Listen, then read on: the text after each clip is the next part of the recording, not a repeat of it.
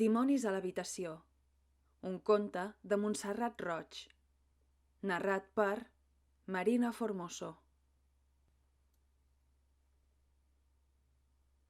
A les pel·lícules, la majoria dels homes dormen amb una dona al costat.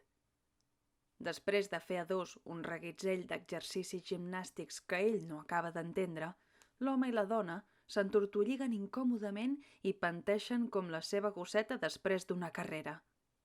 Deuen tenir set, però no s'aixequen per beure aigua, sinó per fumar-se una cigarreta. Aleshores, tots dos miren al cel, que és el sostre de l'habitació, posen els ulls de peix i diuen beneiteries.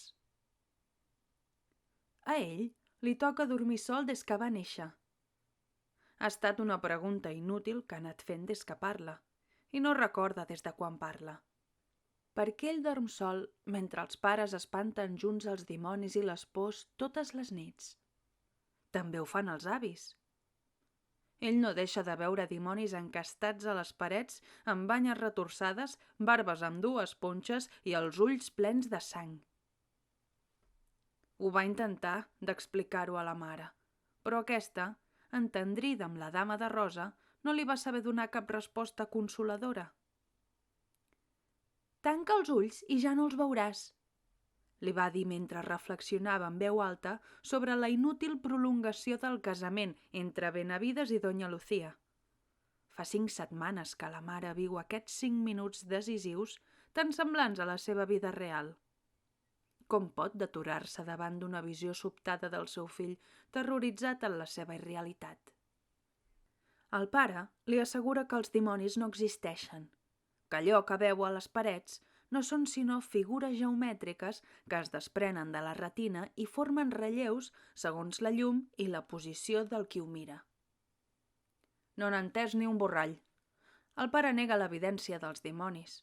Va portar el fill a una escola laica on mai li han parlat de religió. Fracassarien les seves idees si els dimonis anunciessin un bri de realitat. L'avi somriu sorneguer, però fa anys que somriu sorneguer. S'adhereix a la causa del pare.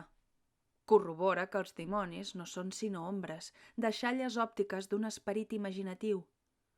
Però ni un sol dia, constata el net, ha deixat de dormir amb l'àvia, l'única que podria espantar els dimonis de debò.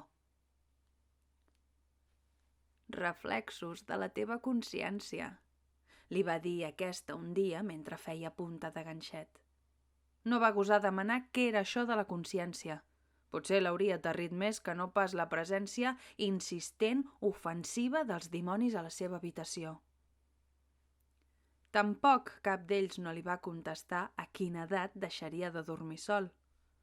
Els adults fan trampes amb les seves respostes, potser perquè només els nens tenen consciència. El pare li va dir que deixaria de dormir sol el dia en què desitjaria dormir amb algú més, en aquest cas una dona. «Ara mateix», va pensar, però no va gosar dir-ho en veu alta. Els adults posen terminis a les qüestions inexplicables.